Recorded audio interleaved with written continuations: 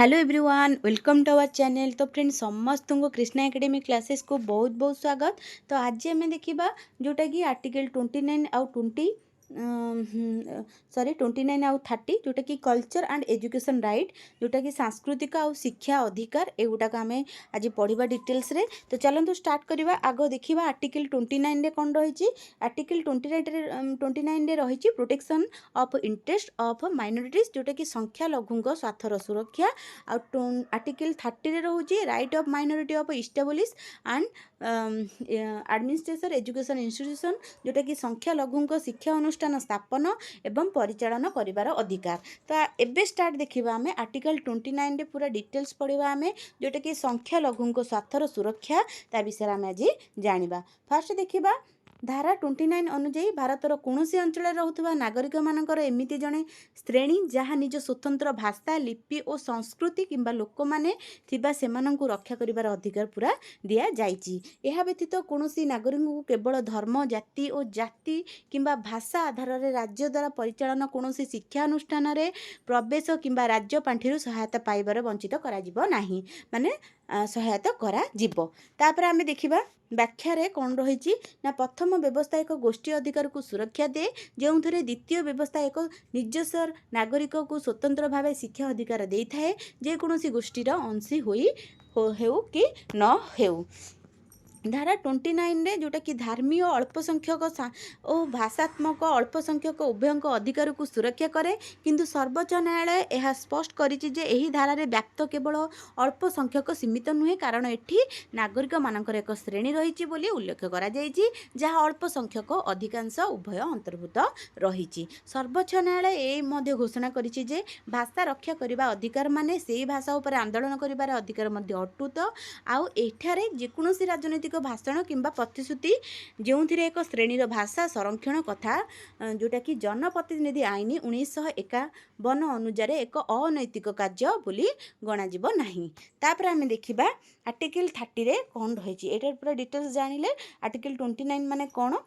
तो एबे देखिबा आर्टिकल 30 रे कौन रही ना संख्या लघुंक शिक्षा अनुष्ठान स्थापन और परिचालन करिवार अधिकार, जे भी शिक्षा अनुष्ठान तैयारी करिवो आ परिचालन करिवार अधिकार एटा आर्टिकल 30 रे रही। धारा 30 अनुଯାयी धार्मिक किंबा भाषात्मक अल्पसंख्यक निम्नलिखित अधिकार दी जाइछि। फर्स्ट आम देखिबा समस्त संख्या लघुंकर तांको इच्छा अनुसार शिक्षा प्रतिष्ठान स्थापन करिबा और परिचालन करिवार अधिकार रही। खरे देखिबा ना अनिर्वाय, जोटा कि स्वाधीनता पाई राज्य द्वारा अल्पसंख्यक शिक्षा अनुष्ठान अंचल किंबा संपत्ति अधिग्रहण करा जिबा समय दिया जाइथिबा मूल्य परिमाण सेठारे तांको अधिकार उपरे कोनोसी प्रभाव पकाए नाही। एही व्यवस्था 1978 मसीहा 44तम संशोधन आईन द्वारा जोड़ा जाइथिला। एही संशोधन द्वारा धारा 31 जोटा कि अधिकार अंतर्गत थिबा तथापि अधिकार विलुप्त करा जाइथिला। तापर देखिबा गरे हमर कोन रही ना राज्य जदि कोनोसी शिक्षा प्रतिष्ठान साहाय्य देई थाए, तेबे अल्पसंख्यक द्वारा परिचालन शिक्षा प्रतिष्ठान विरोध में कोनोसी प्रकार भेदभाव रहिबा उचित नुहे। एही धारा 30 अंतर्गत सुरक्षा केवल अल्पसंख्यक पाई नुहे, उपलब्ध धारा जोटा कि 29 मत जेपरिक नागरिक माने जणे श्रेणीर शिक्षा सुरक्षा दिए, जेमिति नुह जे संविधानर अल्पसंख्यक शब्द संज्ञा एठारे दिया जाई नाही। धारा 30 अनुଯାयी अंतर्गत अल्पसंख्यक तांको शिशु मानकु निज भाषा रे शिक्षा देवार अधिकार रही। अल्पसंख्यक शिक्षा अनुष्ठान को 3 भाग रे विभक्त करा जाइछि। फास्ट होछि जो माने राज्यर प्रमाणपत्र और साहाय्य उभय चाहती, आ जो माने केवल प्रमाणपत्र चाहती किंतु साहाय्य नुहे, आ जोटा कि न माने प्रमाणपत्र चाहती नहीं कि साहाय्य भी चाहती नहीं। एबे देखिबा प्रथम और द्वितीय प्रकार प्रतिष्ठान गुड़िक राज्यर विनिमय अधीन रही, यथा पाठ्यक्रम शिक्षा मान सफाई सफा शिक्षक नियुक्ति इत्यादि नियम लागू रही। आउ तृतीय रे कौन रही, तृतीय प्रकार प्रतिष्ठान माने निज तांको कार्य समूह परिचालन करिबारे हेले मध्य साधारण आईन जेपरिक चुक्ति आईन, श्रम आईन, स्वल्प आईन, आर्थिक नियम इत्यादि अनुसरण करिबार आवश्यकता रही। आउ रहिला हमर गोटे केस थिला जोटा कि secretary of Malankara Syrian Catholic college case जोटा कि मामलार सर्वोच्च न्यायालय अल्प संख्यक शिक्षा अनुष्ठान विषय एक मुख्य नीतिगुड़ को स्थिर करते सेगुड़ाक आम जाना एवं देखा अल्प संख्यक शिक्षा प्रतिष्ठान स्थापन और परिचालन अधिकार यही अधिकार अंतर्गत रोचे फास्ट हूँ प्रतिष्ठान एमती एक परिचालन कमिटी चयन करवा जहाँकि स्थापक मानकर विश्वास रही थाए आउ रहा द्वितीय हूँ शिक्षक अध्यापक मुख्य शिक्षक अपाठ्य अधिकार जोटा कि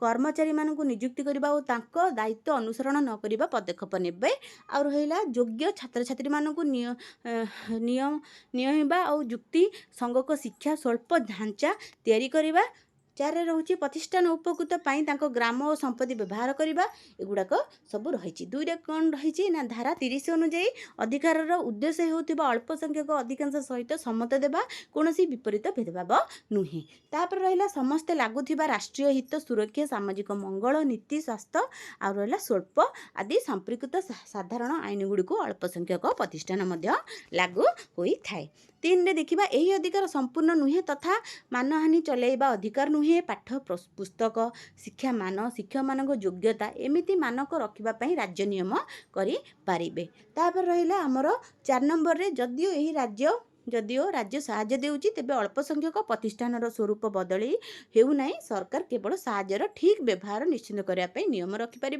जहाँकि आर्टिकल 31 रे यार अधिकार केबे भी हास करा आ रहा यही धारा अंतर्गत साधारण जोटा कि अधिकार गुड़िक अल्प संख्यक सांस्कृतिक और शिक्षामय परिचय सुरक्षा देवार एक मौलिक भूमिका निभाए एटा थिला हमर आर्टिकल 30 तो एतिकी थिला हमर 30 जो मैंने पढ़ा चाहूँगी तो एटा स्क्रीनशॉट नहीं पारे आ जो मैंने पीडीएफ गुड़ाक रेगुलर पाइबा चाहूँगी ताले मु तले देइथिबि नंबर जोटा कि गोटे पेड टेलीग्राम चैनल आम रही सबू पीडीएफ आपण मानक से ओडिया मिल किछिटा बुक भी आपन को सेठी मिल तो आपण चाहिले एठी जॉइन हो पारे 499 देकी जॉइन हो पारे तो चलते भिडियोटी ये एंड करवा जदि भिडियोटी भल लगी निहत भाव सब्सक्राइब करूँ लाइक करूँ कमेंट करूँ आ कौन वीडियो आपण मानक दरकार तो भिडियोटी जो मैंने देखी से बहुत बहुत धन्यवाद थैंक यू।